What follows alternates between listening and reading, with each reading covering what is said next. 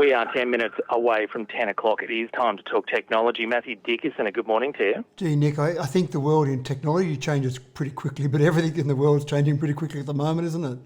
I don't think I've had to read out so much breaking news in quite a while. Yeah. This morning's been one of them.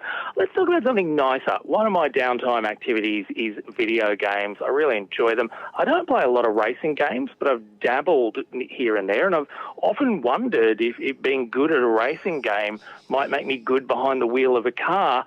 Someone's answered the question, at least for how they go. Well, James Baldwin, we might have a chat to him. Last year, he was 22 years old and he picked up a cool $1 million in a competition driving a simulator, a car racing simulator. And so that's nice. Well done, James. Have a nice day. But Jenson Button's got a little race team, the Formula F1 World Champion, Jenson Button, and he gave James a go behind the wheel of a real race car because he had some skills in sim racing, so maybe they might translate. And so James came along and won his first race in a real car. So the skills definitely translate. And over the last few years, we've seen a few little programs where they've actually put someone in simulators or they've run some simulator competitions and then they've worked out that those skills are pretty much the same. And the simulators are so good, I think that's the point here. They're so good that if you've got those skills in a sim, then you've probably got those skills in the real world. And one of the things that was interesting in the F1 on the weekend was Nico Hülkenberg, you might have heard, came back. He got called in at the last minute because one of the other drivers tested positive with COVID-19. He hasn't driven a race car for about 234 days approximately.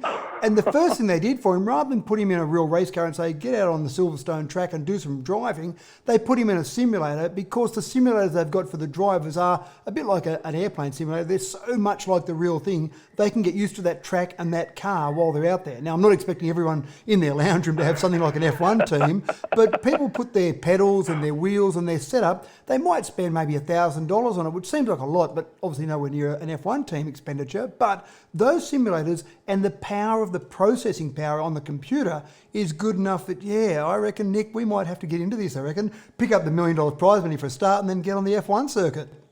Oh, look, I'm pretty sure if I had that $1 million prize, I wouldn't be wanting to risk my life behind an F1 car. But I remember I used to work on Formula One magazine, and we used to every year talk about the new iteration of the Formula One video game coming out.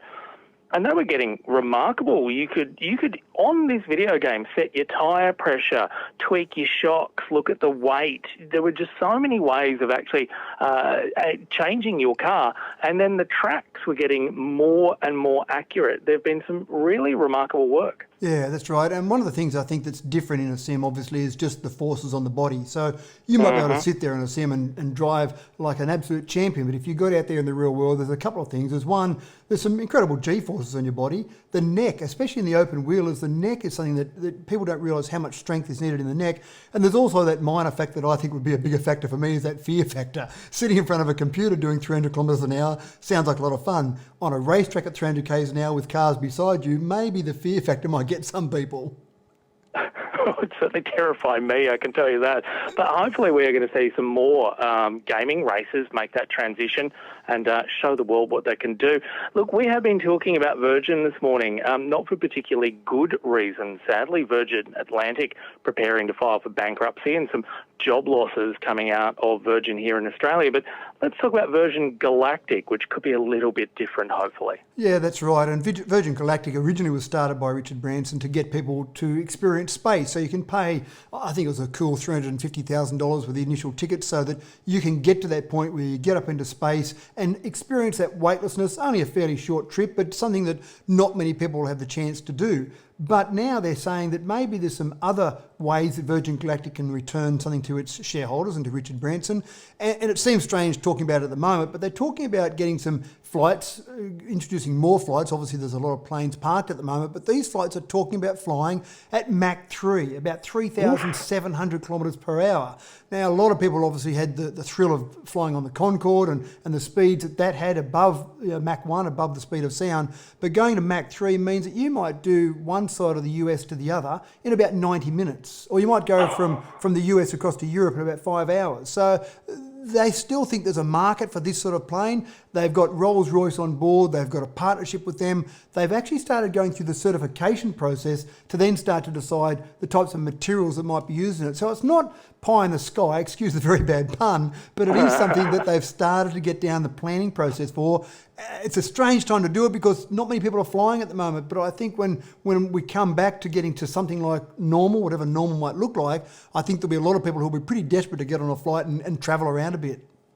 And people who'd be very keen on spending as little time on that plane as possible. I mean, there could be a genuine benefit to just 90 minutes on a plane, or what did you say, Trans-Pacific in 5 hours? 5 hours, yeah. So I think you're right. I think people will get to the stage where they don't like the idea of flying anymore. It's all a bit clumsy and uncomfortable and going through security. They haven't had to do that. I mean, I haven't been on a plane since about February this year. So the whole process seems like, oh, wow, we've got to go back and do that again one day. We might just do it all remotely. But the excitement of having very quick flights for long distance, I think that's what obviously Branson is banking on.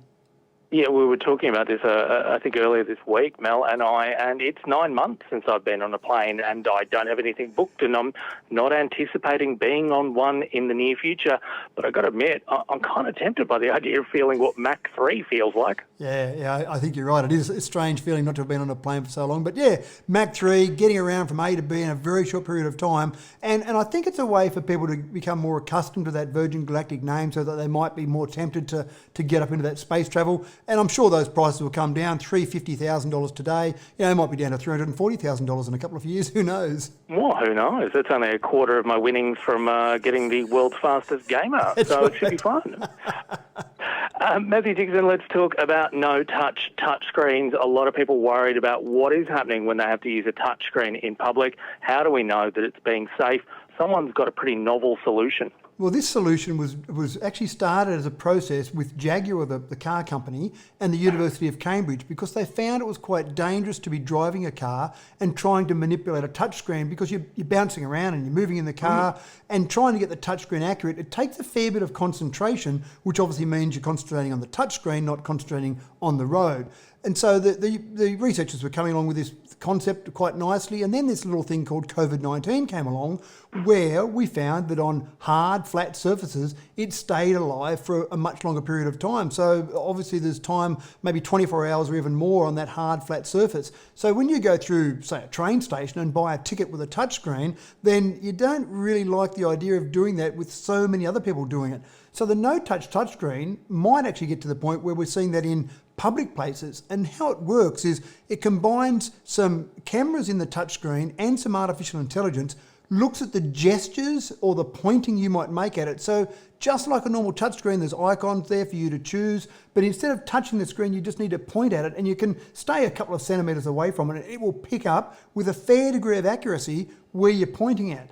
I mean, one of the things that I thought when I first saw it was, how about voice control? But voice control, in particular, think about a train station. It's noisy. You've got different voices, different accents. So trying to get voice recognition somewhere like a train station is pretty tough. But somewhere where you could point at it, gesture at it, I think that'll be a much more reliable way to buy tickets. Now, look, there's been a few attempts to make gesture control, as we sometimes call it, a little more mainstream. They've never gone overly well. I think there was even a period where one computer company tried to build it into the keyboards on their laptops, but maybe this is actually the kick along that it needed. I think with so many things, Nick, at the moment we're seeing that the difference now compared to when people have tried things 3 years ago, 5 years ago, 10 years ago, is just the sheer processing power that's available now in all of our devices, whether it be our phones or whether it be our cars or whether it be a touchscreen.